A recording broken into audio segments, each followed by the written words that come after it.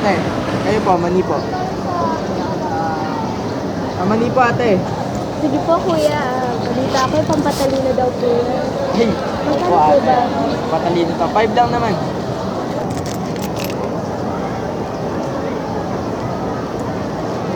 Sakto naman ate. Sige ate, good luck po sa finals niya. Salamat po, bye-bye.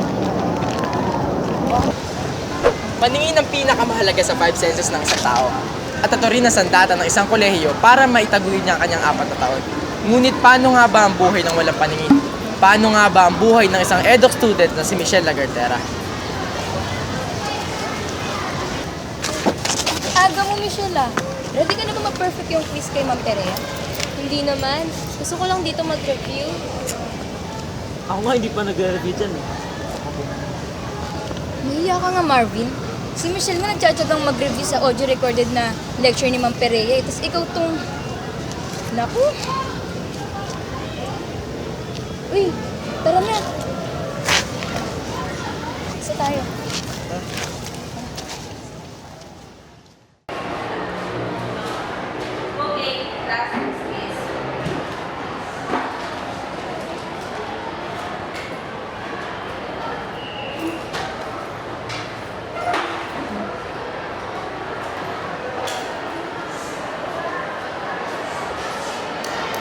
Ma'am, Ano yun, Miss Lagartera?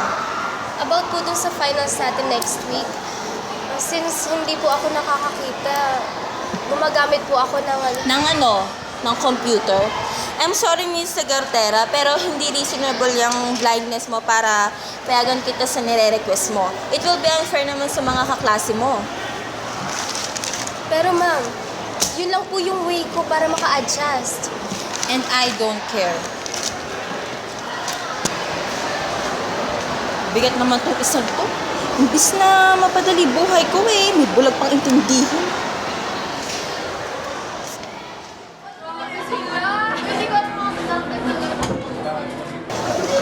Wala ulit siya dun eh. Paano yun?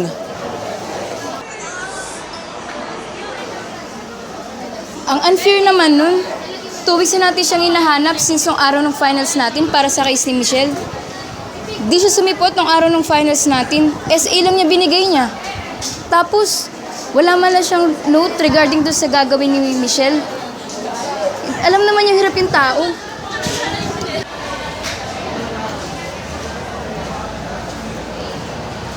Michelle. Bihira na kita nakikita dito sa BSU ah. Kamusta ka na? Sir Anthony, kayo po ba yan? Yes, Michelle. Teka, ba't parang alokot mo naman ata ngayon? Nakapanibago ka na. May problema ka ba? Kasi po, pinararatangan ako ni Miss Perea na ginagamit ko daw yung pagkansanan ko para sa exam. Hanggang ngayon po, ayaw niya akong bigyan ng exam. Sir, ano pong gagawin ko?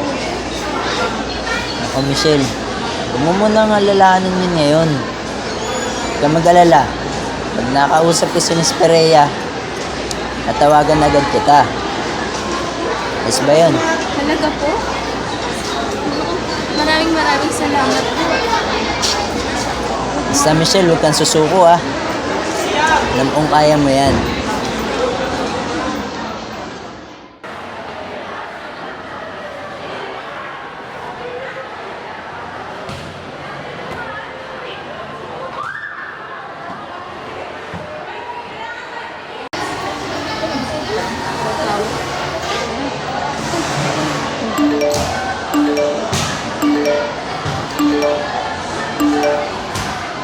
Hello?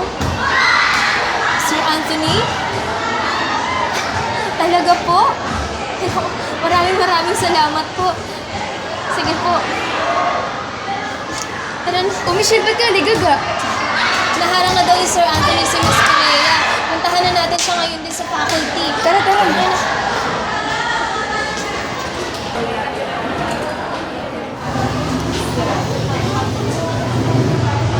Hilit mang ibinababaw, ngunit hindi hinahayaan ni Michelle na maging instrumento laban sa kanyang sarili niyang kapansanan. Kaya naman determinasyon at lakas ng loob ang baon niya sa araw-araw niyang kinakaharap ng problema. Kahit na ang pagiging guro, ang pinangarap niyang profesyon, ang mangmaliit sa kanya. I can give her an exam, sir. Ginagamit niya lang yung kapansanan niya to take advantage of technology. That's ridiculous. What are you talking about?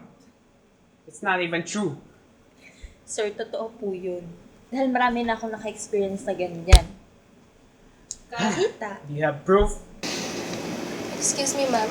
Sir, I may be blind, but I am not dumb. Especially not a cheater. Bulag nga ako pero may pagsisikap ako. Hindi ko ginagamit yung kapansanan ko para sa ikaaangat ko. Dahil unang-una, kayang-kaya ko pong ipasayan. I'm only doing this because you are being unfair and judgmental sa mga kagaya ko.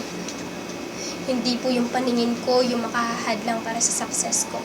Kundi po yung mga kagaya niyo yung hadlang para sa ikauunlad ko as a person who will share the same profession as you. Miss Perea, as the dean of this college, I demand you to give her her final exam this very moment in this office, right now. Michelle, alam mo na ba? Marvin? Ako nga, Alin yun? ilalaban ka daw ng BSU sa vocal solo at vocals duet ng Kundiman sa isang national contest sa BU, BU? Bicol University. Di ka ba kinakabahan? Imbis na kabahan na excited pa nga ako. Pangarap ko kayo lumaban nationally. Alam ko kayang-kaya ko yan. Ipag-pray nyo lang ako ha. Oo naman. Laban, Michelle. Laban. Hindi naging hadlang kay Michelle ng kanyang kapansanan upang lalong mas magsumikap, ipaglaban ng nararapat at abutin ng kanyang mga pangarap. Ito ay naging inspirasyon sa kanya para mas magsumikap sa hinaharap. Morning, Michelle. Morning. Ano yan? Ito yung certificate na napanalunan ko sa singing contest na sinalihan ko sa BU. Oo naman. Congrats, Michelle. Congrats. Kaya kami para sa'yo. Galing mo talaga. Noong time na yon, pinagtataguan pa niya ako. Sabi niya, sabi ng mga professors ko, hindi daw nila alam kung nasan siya, ganyan. And then one of my professors sa isa-isa kong subject, nakita siya. And then siya yung gumawa ng paraan para maabutan ko yung professor na yun. Kaya nakapag-exam naman ako sa kanya because dinalangan niya ako sa dean's office, and then ang condition niya ay kailangan kong sagutan yung simple problem. Pag nasagutan ko yung simple problem na yun, na ibibigay niya, he would let me take the exam. Pero kung hindi, sorry na lang ako because I cannot take the exam anymore. No? I was able to answer the problem. So, wala siyang choice kundi ibigay sa akin yung exam at that time. Kaharap yung dean ko, kaharap yung advisor ko. I took the exam. Sabi ko, sir, even if you check my work, you will not see anything there. Sabi ko, I want you to, sabi ko, please trust me with this. Sabi ko, I will do my best.